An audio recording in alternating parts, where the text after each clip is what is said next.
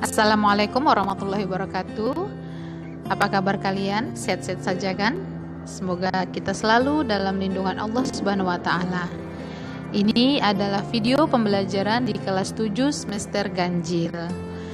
Di bab 4 tentang suhu dan perubahannya.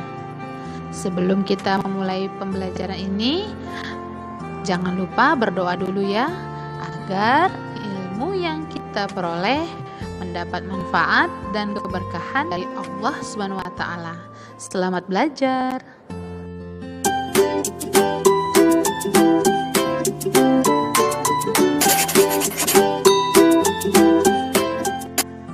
Adapun tujuan pembelajaran di bab 4 tentang suhu dan perubahannya di bagian bagaimana mengetahui suhu benda.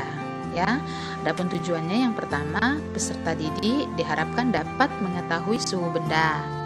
Yang kedua, peserta didik dapat mengetahui jenis-jenis termometer. Nah, kita lanjut yang pertama, bagaimana mengetahui suhu benda, ya.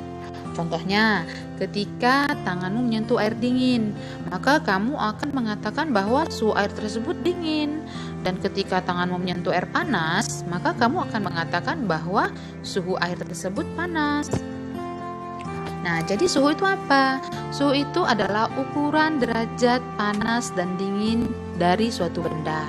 Suhu itu termasuk dalam besaran pokok, dan alat yang digunakan untuk mengukur suhu adalah termometer.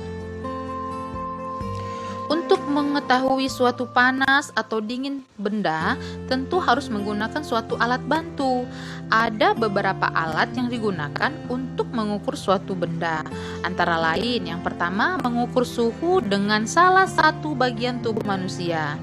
Bagian tubuh kita yang dapat digunakan untuk mengukur suhu benda, salah satunya adalah telapak tangan atau jari. Misalnya, untuk mengetahui air dalam gelas itu panas atau dingin ya, kita bisa menggunakan tangan untuk menyentuhnya.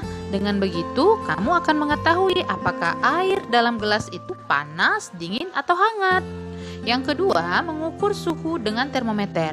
Pengukuran suhu menggunakan tangan memang tidak memberikan hasil yang akurat dan tidak berstandar. Maka dari itu, diciptakanlah alat yang digunakan untuk mengukur suatu suhu yang biasa disebut termometer.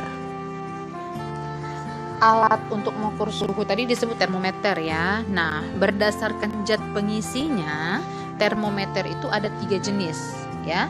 Yang pertama, termometer zat cair, yang kedua, termometer bimetal, dan yang ketiga, termometer kristal cair.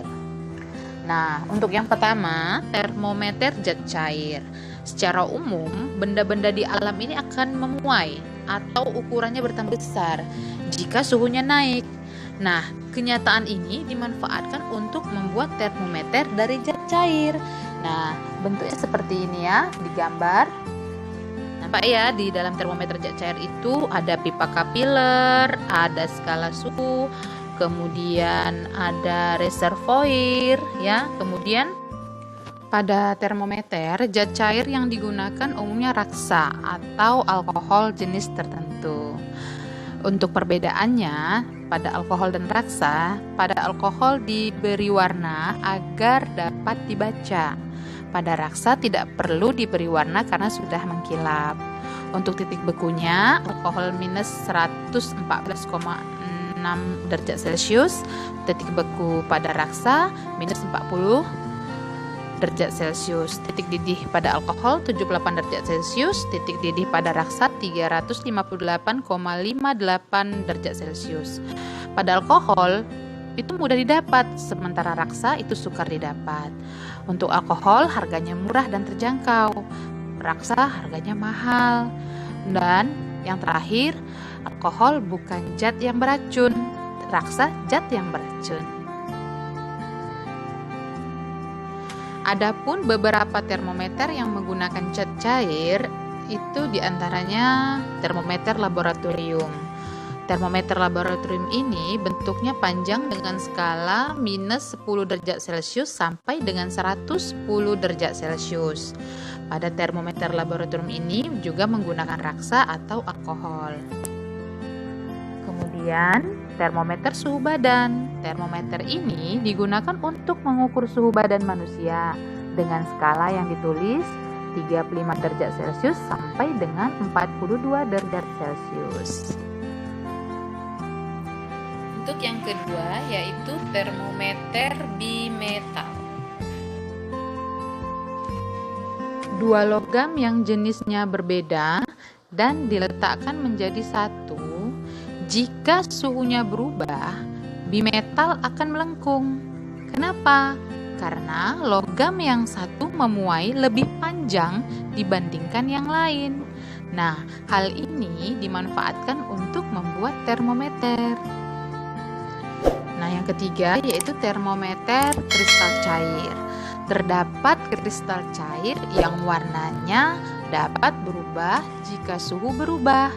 Kristal ini dikemas dalam plastik tipis untuk mengukur suhu tubuh, suhu akuarium, dan sebagainya. Demikianlah materi kali ini tentang bagaimana mengetahui suhu benda dan jenis-jenis termometer. Di bab 4 tentang suhu dan perubahannya. Selanjutnya kita akan mempelajari tentang skala suhu.